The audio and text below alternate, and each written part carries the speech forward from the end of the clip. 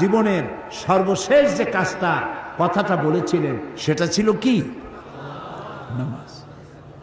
ইন্তেকালের 5 দিন আগে প্রচন্ড জ্বর হলো, মাথায় যন্ত্রণা হলো, বারবার বেহুশ হয়ে পড়েন। যে রাত্রে ইন্তেকাল করবেন সেই রাত্রে সাহাবায়ে কেরাম কেউ ঘরে ফেরে নাই, সবাই কাঁদতেছে। সকলের ধারণা নবীজি খুব তাড়াতাড়ি বিদায় হয়ে যাবেন।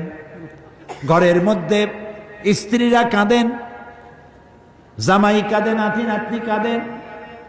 সব থেকে বেশি কাঁদছেন হযরতে মা ফাতিমা রাদিয়াল্লাহু তাআলা আনহা। রাসূলুল্লাহর হুশ এলো, হযরত ফাতেমার কান্না দেখে কাছে ইশারা করে ডাকলেন, কানে কানে কি যেন বললেন। হযরত ফাতেমার কান্না বন্ধ হয়ে গেল। হযরত আয়েশা ফাতেমাকে ডেকে বলেন, মা তোমার আব্বা জান কি তোমারে বলল, কান্না বন্ধ হলো তোমার? হযরত ফাতেমা বলেন, মা আমার আব্বা জান আমাকে কানে কানে বললেন, মা কাঁদিস না, তোর কান্না আমার বরদাস্ত হয় না। আমি তোমাকে সুসংবাদ শোনাই, আমি মরে যাওয়ার পর সবার আগে তোমার সাথে আমার দেখা হয়ে যাবে।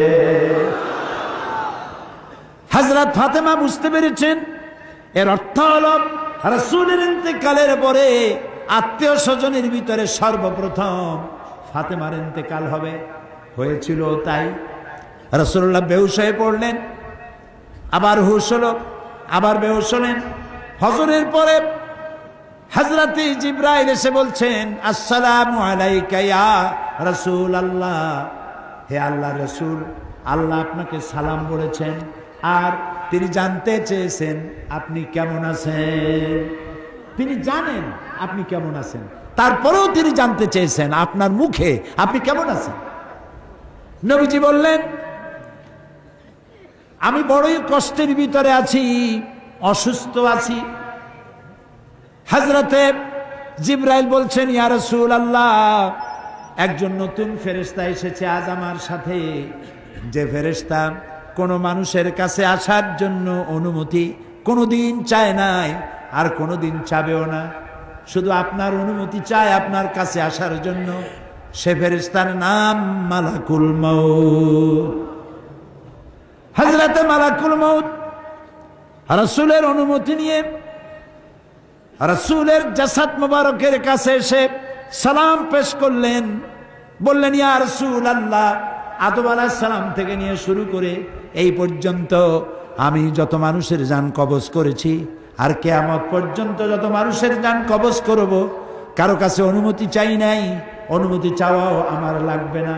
কিন্তু আজকে আসার সময় আল্লাহ রাব্বুল আলামিন আমাকে বলেছেন আমি যেন আপনার অনুমতি চাই। রাসূলুল্লাহ বললেন, মালাকুল মউত, আমি যদি তোমাকে অনুমতি না দেই? হযরতে মালাকুল মউত বলেন, ইয়া রাসূলুল্লাহ, আল্লাহ তাআলা বলেছেন অনুমতি যদি না পাও ফিরে এসো। আল্লাহু আকবার, আল্লাহু আকবার।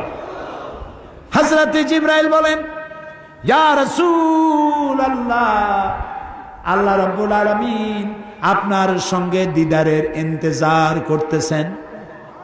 নবী বললেন, মালাকুল মউত, তুমি তোমার কাজ শুরু করতে পারো। মালাকুল মউত যখন জান কবজ করতে যাবে, রাসূলুল্লাহ বললেন, আয়েশা একটু কাছে আসো। ওই যে সোনা ছিল কয়েক টুকরা, সোনাগুলোর খবর কি? 6 টুকরা, ছোট্ট ছোট্ট 6টা টুকরা সোনা ছিল, সোনাগুলো কই? হযরত আয়েশা বলেন, আমি তার যত্ন করে রেখেছি। নবীজি বলছেন, এক্ষুনি স্বর্ণ টুকরাগুলি সদকা করে দাও। আমি মুহাম্মদ সাল্লাল্লাহু আলাইহি সাল্লাম আল্লাহর দরবারে এই অবস্থায় উপনীত হতে চাই না যে মুহাম্মদের ঘরের ভিতরে সোনা আছে।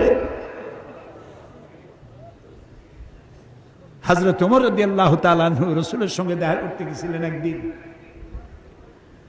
ঘরে মা আয়েশা ছিলেন না। হযরত ওমর সালাম দিয়ে ঘরের মধ্যে ঢুকে দাঁড়ায় দাঁড়ায় কাঁদতেছেন, বাচ্চা শিশুর মতো ডুকরে ডুকরে কাঁদছেন। রাসূলুল্লাহ জিজ্ঞেস করছেন, ওমর কাঁদো কেন?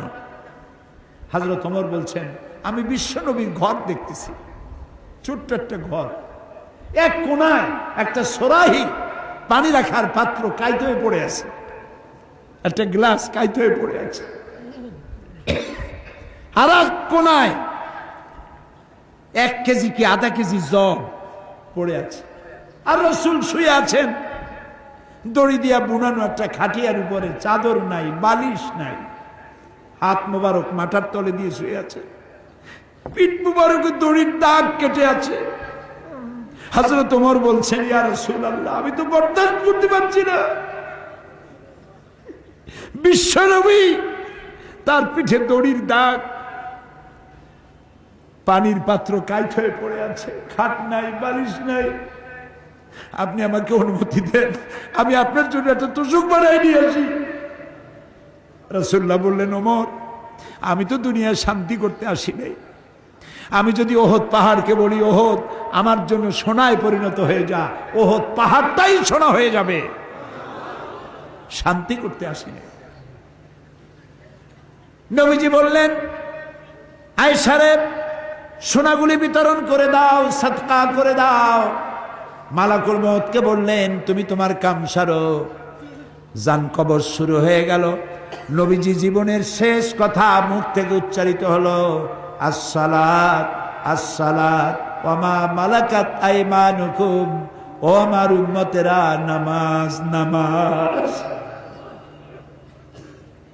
ইন্তেকালের সময় মেয়ের কথা বললেন না, নাতির কথা বললেন না, জামাইয়ের কথা বললেন না, উম্মতকে স্মরণ করালেন, ও আমার উম্মতেরা, নামাজ ছেড়ে দিও না, আর তোমার অধীনস্থ ব্যক্তিদেরকে জ্বালা যন্ত্রণা দিও না, চাকর বাকরের জ্বালা যন্ত্রণা দিও না, গরিব মানুষের দিকে লক্ষ্য রেখো, আর আমি চিরজনমের মতো তোমাদের থেকে বিদায় নিয়ে গেলাম, নামাজ ছেড়ে দিও না।